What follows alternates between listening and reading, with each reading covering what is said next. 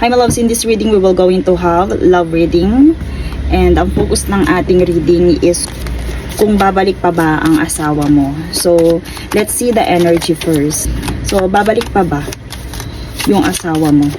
So, dito my loves, meron kayong naging samahan talaga. Ito ay sure na kayo ay in a relationship before. And, let's see kung ano pa ang natitira or energy na meron dito sa connection na to. So my loves, dito merong intervention. May ibang involved dito. Pwede my loves na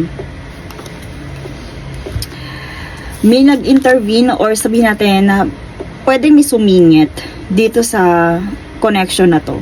So, with this intervene, my loves, meron sumingit. May nag-intervene. Pag sinabing intervening, may parang pumagitna sa connection ninyo. And iyan nga, pwedeng nag-cause ng, sabihin natin, problem doon sa family ninyo. Pwede din, my loves, dito is, yung mismong humadlang na yon is family niya. Pwedeng nakialam yung family niya doon sa relationship niya. That's why, nangyari sa inyo itong intervention na to. Look, my loves, evident na talagang naapektuhan ng family ninyo. Kung mayroon kayong mga anak, my loves, pwede din na ito ay talagang naapektuhan. So, ang energy, my loves, right now dito sa connection na to, may humadlang. May humadlang sa connection, pwedeng kapamilya niya, or pwede, my loves, na may naging dahilan kung bakit nawasak itong family na to. So, since na meron tayong tinatanong kung babalik pa ba siya, meron dito, my loves, na tune in.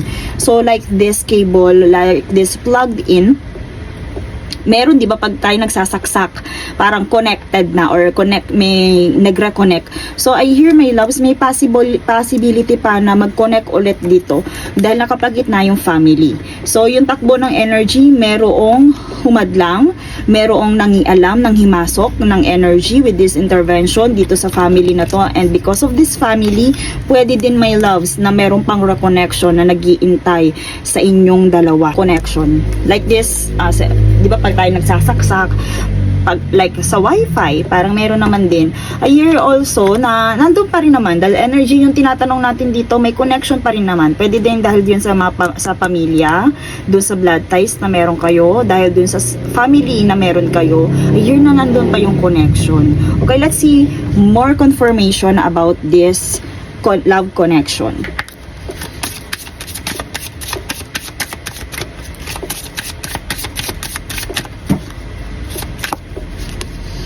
Yes, my loves.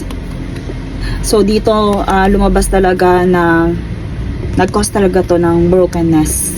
So, look at the broken. Sobrang intense, my loves. Nandun ang disappointment. Nandun yung heartbreak talaga, my loves. So, pwede, my loves, na nagkasakitan talaga kayo ng asawa mo because doon sa nangyari. And ito is dahil nga doon sa nag-intervene. Pwede nga third party yun.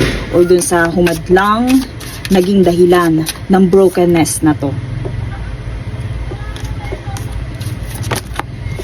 Let's see more.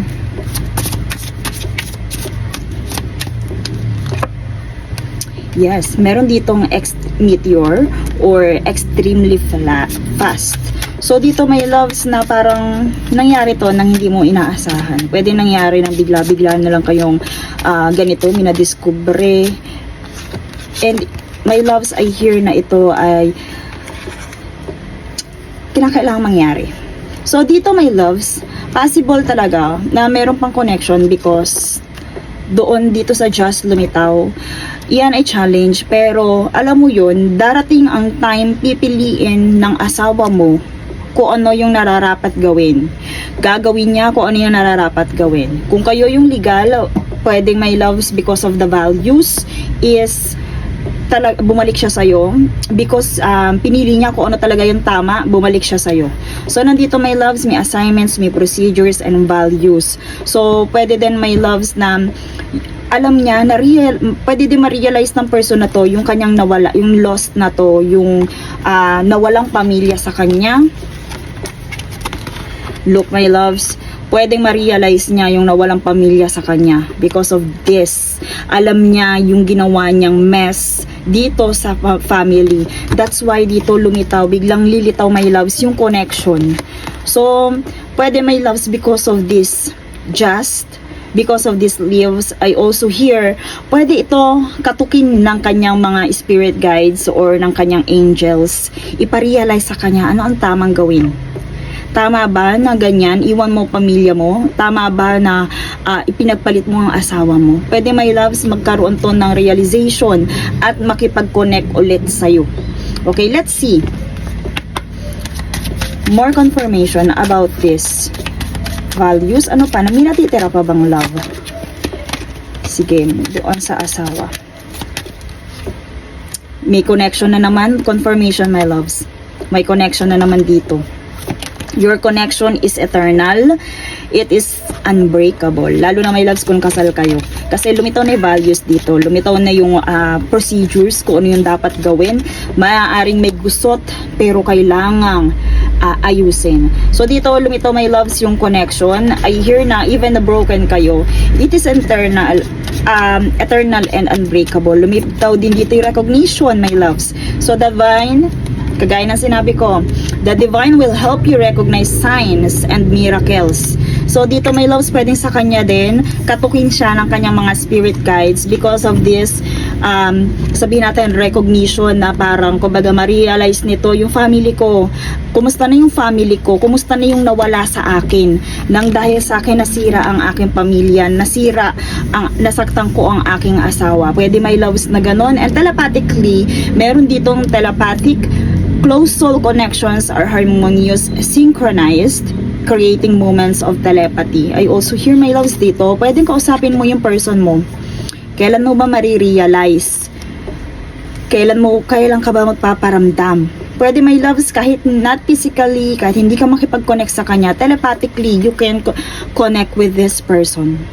Okay? So, dito, my loves, you are connected with this someone na parang kumbaga si spirit guides na yung parang gagawa din ng paraan para ma-realize niya kung ano yung dapat niyang maging actions, kung ano yung dapat niyang ayusin. So dito, my loves, let's see, yes or no question, babalik pa ba ang asawa mo? So let's see literally dito sa yes or no question natin, babalik pa ba siya? Kasi dito yung energy ipinapakita na babalik to para ayusin yung gusot. So yes, meron dito with Ace of Wands. So pwede, my loves, na from this brokenness magkaroon ng culmination with the Ten of Pentacles, my loves. Pwede unexpectedly, lalo na kung makareceive din to ng blessings. Pwede, my loves, like for example, eto. Halimbawa, meron siyang minana. So blessings yun. Pero dahil ikaw yung asawa, parang papasok ka dun sa moment na kailangan meron ka rin. Yung parang ganun, my loves, yung nakikita ko dito sa culmination. And dito sa Ace of Wands, merong good news na paparating. Dalawa with this Ace of Wands. And dito, patience is needed. Pwede, my loves, bumalik to, pero hindi pa sa ngayon. So, may lumitaw, dalawang pentacles dito. Pwede din may kinalaman ng pera, my loves. Pwede din, my loves, na kailangan talaga ng commitment and dedication ng asawa mo sa pagbalik na to. So I hear na nandun yung success, kailangan din naka-incorporate. Ito ha, once na naging successful itong person na to, naka-receive siya ng good news or ng sabihin natin nakaluwag-luwag, pwede, my loves, na magparamdam din to sa inyo ng family mo. Okay? So let's see message from this person.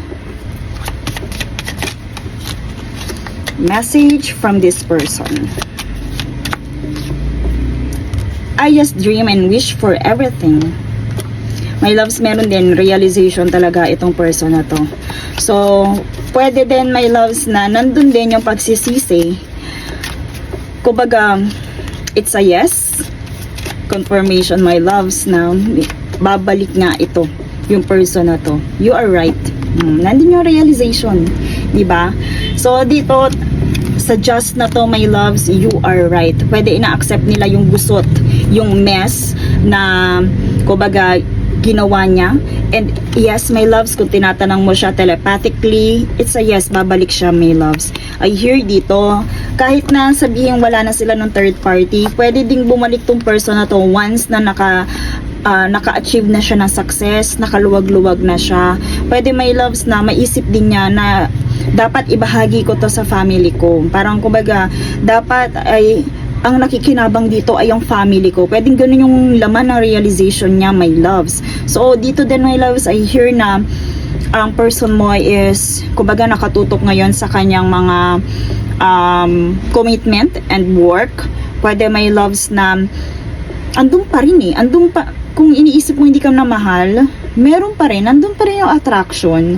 So, pwede din, my loves, with this Ace of Pentacles, nandun pa rin yung attraction and spark, my loves. So, let's see final message from this person.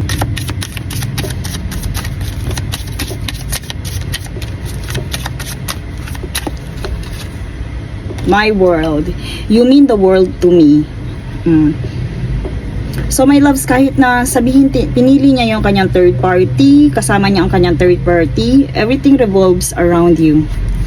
Kagaya na lang din ng sinabi niya dito, I just dream, wish, and wish for everything. So dito, you mean the world to me. So sa'yo pa rin nag-evolve yung kanyang isipan. Pwede nga, kagaya na sinabi ko, sa success, pwedeng hindi kanya kalimutan doon. So they are telling you, I keep you mind when I am making decisions. Kagaya na binigay natin example kanina na halimbawa ngayon nakareceive halimbawa siya ng mana, kayo yung una niyang maiisip kung paano niya yun i-share sa inyo. I include you in all of my plans. Every action, every dream, I love doing life with you. You mean so much to me. Without you, I feel like nothing. So dito, my loves, pwede na maghumingi to ng tawad pa rin dahil nandun yung realization niya na gusto niya magkaroon ng kompletong pamilya. Gusto niyang gawin kung ano yung nararapat gawin. So dito, my loves, nandun siya sa realization na yun, pero sa paglapit sa'yo is masasabing kailangan pa niya talagang bumuo or sabihin natin maging determinado sa pag-ayos ng kanyang buhay and kung ano yung buhay na pwede niyang ibigay sa'yo. So dito, my loves, kumbaga kahit na may third party, pwede nandun yung realization na kagaya ng sinabi ko, every decision, parang ang lagi i-consider is yung family niya with you. Yung connection niya with your family, kung meron man kayong anak, andun pa rin yung pag-consider. So my loves, with this Ace of Wands, pwede magkaroon ulit ng new passion, new spark between you and this person.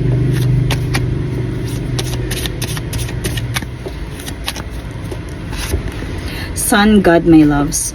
So come all, come now, expand into the skies and into the shadows below. So my loves, dito you will going to trust the divine because dito kumbaga nagparamdam na rin si divine and si God na parang siya na ang bahala para this the divine will help you recognize, diba, signs and miracles. Okay, and that's all for this reading. Thank you so much and see you in my next one.